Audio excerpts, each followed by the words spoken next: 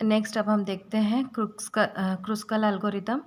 तो Kruskal algorithm जो है ये जो है आपका ग्रीडी अप्रोच में बेस होता है, जिसमें वो सबसे पहले जो शॉर्टेस्ट वेट रहता है उसको कंसिडर करके आपका मिनिमम स्पैनिंग ट्री ऑब्टेन करता है। ठीक है, it is used to obtain minimum spanning tree and ये फॉरेस्ट मर्जिंग अप्रोच है। ठीक है, फॉरेस्ट मर्जिंग अप्रोच यानी क्या होता है, इनिशियली वो मान के चलता है कि आपके पास कुछ भी नहीं है, आपका जो ग्राफ है ना, हमारा एम क्या है, हमारे पास एक ग्राफ है, इसका मुझे मिनिमम स्पैनिंग ट्री निकालना है। ठीक है, तो जो भी ग्राफ गिवन होगा वो कैसा होगा, कनेक्टेड होगा, सेकेंड वेटेड होगा एंड उसमें कोई भी डायरेक्शन नहीं होगा, अनडायरेक्टेड ग्राफ होगा। तो ये 3 प्रॉपर्टी अगर आपकी सफाइस कर रही है तो इन दैट केस हम क्या करेंगे, आपका स्पैनिंग ट्री निकालेंगे। तो ये जो मिनिमम स्पैनिंग ट्री निकालता है क्रुस्कल, ये बोलता है कि इनिशियली हम क्या अज्यूम करते हैं कि मेरा जो ग्राफ है वो कितना है 5। उसके बाद वो क्या करता है, जो भी एजेस होंगे उसमें से जो सबसे छोटा एज यानी जिसका वेट सबसे कम है उसको लेके वो एक फॉरेस्ट बनाना चालू करता है। फिर जो दूसरा सबसे छोटा एज है उसको लेता है, फिर उससे जो नेक्स्ट छोटा एज है उसको लेता है। तो इस तरीके से वो क्या करता है, फॉरेस्ट बनाना चालू करता है, यानी एक एज से चालू करता है और फिर वो एजेस को जोड़ते जाता है जब तक आपके पास कितने एजेस नहीं हो जाते, n-1 एजेस नहीं हो जाते। यस, क्योंकि n अगर आपका वर्टिसेस है तो आपके ग्राफ में एजेस कितने होंगी, n-1। ठीक है, तो आपका इस तरीके से वो मिनिमम स्पैनिंग ट्री क्या करता है, आपका ऑब्टेन करता है। तो यहाँ पे अभी आप देखो, यहाँ आते हैं। So it is a forest merging approach, क्योंकि वो एक एज से चालू करके अपने ग्राफ को क्या करता है, इंक्रीज करते जाता है, उसमें नंबर ऑफ एजेस को ऐड करते जाता है, इसीलिए forest merging approach. And it grows a forest out of edges, तो जो भी एजेस होंगे उससे वो क्या करता है, फॉरेस्ट बनाते जाता है। That does not grow a cycle and such that उसमें कोई भी साइकिल ना हो। ठीक है, तो ग्राफ में क्या नहीं होना चाहिए, आपका साइकिल। तो जब तक साइकिल नहीं होता है तब तक आप क्या करते रहोगे, आप फॉरेस्ट को क्या करते रहोगे, इंक्रीज़ करते रहोगे। और फॉरेस्ट इंक्रीज़ करना यानी हम उसमें नंबर ऑफ एजेस को क्या करते रहते हैं, ऐड करते रहते हैं। ठीक है, सो नेक्स्ट इसका एल्गोरिदम देख लेते हैं। ठीक है, सो इसका एल्गोरिदम, ठीक है, तो एल्गोरिदम बिल्कुल सिंपल है। बोलता है इनिशियली हम ए जो है मेरा मिनिमम स्पैनिंग ट्री मुझे आउटपुट मिलेगा। ओके, तो मिनिमम स्पैनिंग ट्री मिलेगा मुझे, तो बोलता है इनिशियली ए को हम अज्यूम करेंगे 5। उसके बाद मैं क्या करूँगी, ग्राफ में जितने वर्टेक्स है उसको मैं कलेक्ट कर लूँगी। ठीक है, तो for each vertex we ji do make set. ठीक है, तो सारे वर्टेक्स को मैं नोट कर लूँगी। ठीक है, ना sort the edge in increasing order of W, तो और उसके बाद जितने एज होंगे उनको क्या करूँगी, इंक्रीजिंग ऑर्डर ऑफ डब्लू, यानी वेट के अकॉर्डिंग इंक्रीजिंग ऑर्डर में टेबल में एक प्लेस कर दूँगी। ठीक है ना, अब हर बार एज उठाते जाओ। ठीक है, तो एज जब भी उठाओगे पहले चेक करो कि क्या वो एज कोई साइकिल तो नहीं है। सी, कोई भी एज है अगर आपके पास, ठीक है, सो किसी भी ग्राफ में देखो, अगर आपके पास, मैं कोई ग्राफ लेती हूँ, अब ये ग्राफ कुछ इस तरीके का है। ठीक है, ये ए है, ये बी, ये सी, ठीक है, और एक एज ये ले लो। ठीक है, तो ये जो मेरा ग्राफ है, ठीक है, देखो ये वेटेड, इसमें वेट असाइन कर देती हूँ 2, 1, 3 और 4। ठीक है, तो इसमें जो नंबर ऑफ एजेस है वो कौन कौन सा है, देखो आपके पास है ए बी, फिर है आपके पास बी सी, उसके बाद है आपका ए सी, और एक लास्ट में एज क्या है आपका ए। ठीक है, सबका वेट लिख लेते हैं। ए बी का वेट है कितना है 2, बी सी का कितना है 4, ए सी का है 3 और ए का कितना है 1। अगर इसको इंक्रीजिंग ऑर्डर में असाइन करेंगे तो सबसे पहले आएगा आपका ए, फिर ए बी, उसके बाद आएगा आपका ए सी, और लास्ट में क्या जाएगा आपका बी सी। तो ये हो जाएगा आपका 1, 2, 3 एंड 4। ओके, अब इसमें यहाँ पे ये जो पोर्शन है, बोलता है फाइंड सेट यू और फाइंड सेट वी, ये एक ऐसे एज को फाइंड करता है जिसका स्टार्ट और एंड आपका डिफरेंट होगा, यानी कि इक्वल नहीं होगा। लेकिन अगर हम फर्स्ट केस देखें तो इसका स्टार्ट और इसका एंड क्या है आपका सेम। ठीक है, तो इसको अगर ये इक्वल होगा तो हम एग्जिट कर, इसको हम कंसिडर नहीं करेंगे।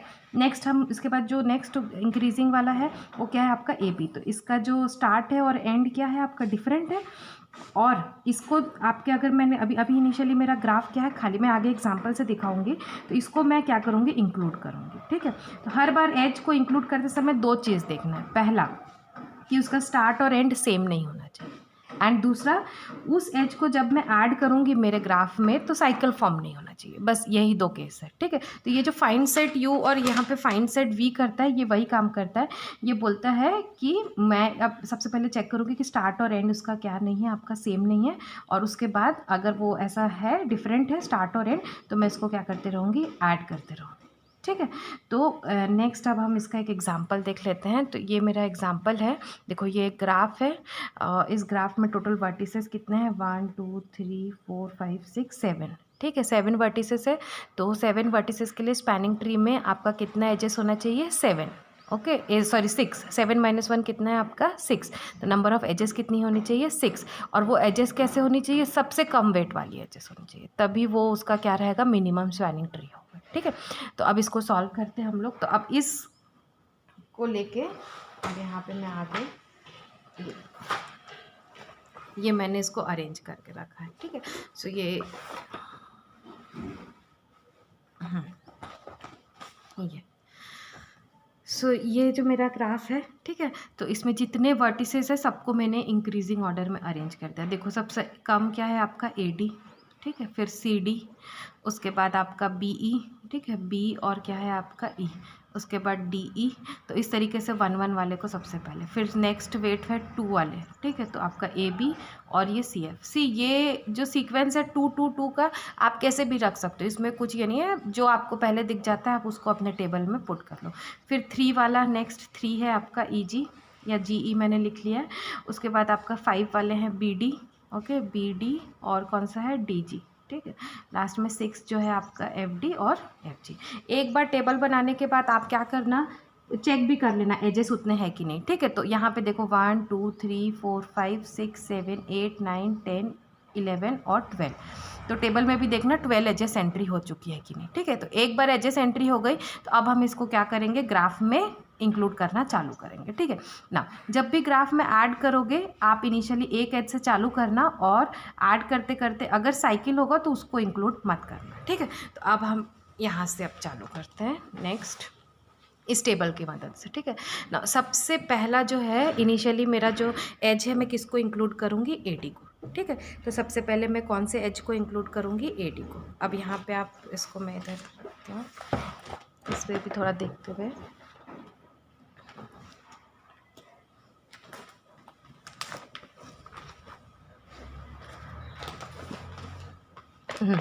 तो ये स्ट्रक्चर सॉर्ट ऑफ इसी ग्राफ को ही रिफ़र करके बनाएंगे, ठीक है। तो सबसे पहले हम किसको देखेंगे, AD को देखेंगे। तो सबसे पहले मैं इंक्लूड करती हूँ A और D, ये मेरा फर्स्ट स्टेप है, ओके। इसी इमेज को हम थोड़ा सा यूज़ करेंगे जब भी हम एज को इंक्लूड करेंगे। तो इनिशियली मेरा जो मिनिमम स्पैनिंग ट्री थी वो 5 था, यानी खाली था। अब मैं फॉरेस्ट बनाना चालू करी, तो अब मैं किसको इंक्लूड कर रही हूँ, AD को, ठीक है। नेक्स्ट उसके बाद कौन सा है, CD, ठीक है।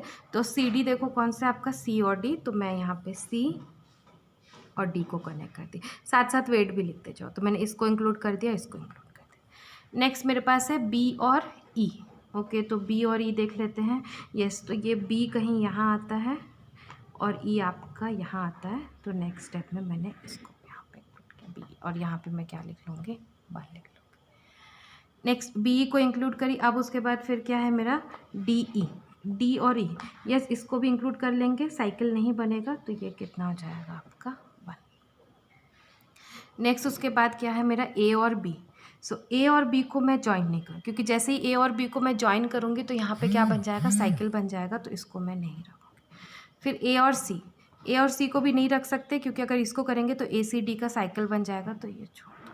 फिर C and F, yes, C और F दोनों हमारे पास नहीं है। तो अब यहाँ पे C और मैं क्या करूँगी, F, ये क्या हो जाएगा मेरा, C और F का वेट कितना है यहाँ पे, 2, इसको इंक्लूड कर दो। नेक्स्ट उसके बाद G और E, ओके। सो G जो है मेरा कितना है यहाँ पे, GE, हाँ, तो G और E, यस। तो ये E के साथ क्या कनेक्टेड है मेरा, GE। तो इसको मैंने इंक्लूड किया, ये साइकिल नहीं बन रहा है तो मैंने डाल दिया, ठीक है। सो 1 2 3 4 5 6 7, अगर आप देखोगे अब मेरे सारे एजेस इंक्लूड कर। अब अगर मैं BD को डालूँगी तो देखो साइकिल बन जाएगा, ठीक है। फिर DG को भी डालूँगी तो साइकिल बन जाएगा। DF को डालूँगी तो साइकिल हो जाएगा। और FG को भी ऐड करेंगे तो साइकिल बन जाएगा। ठीक है, तो ये मैं स्टॉप कर दी यहाँ पे। तो अब मेरा मिनिमम स्पैनिंग ट्री का जो वैल्यू होगा वो कितना होगा, अगर हम इसका कैलकुलेट करेंगे। सो 1 1 1 1 4 4 5 6 और 7 8 और 9। तो यहाँ पे जो मिनिमम स्पैनिंग ट्री निकला वो ये है, और इसका जो वैल्यू है वो कितना निकला मेरा 9। ठीक है, तो इस तरीके से आप इसको क्या करोगे, सॉल्व करोगे। ठीक है, तो एक और एग्जांपल इसका देखेंगे हम लोग नेक्स्ट वीडियो में।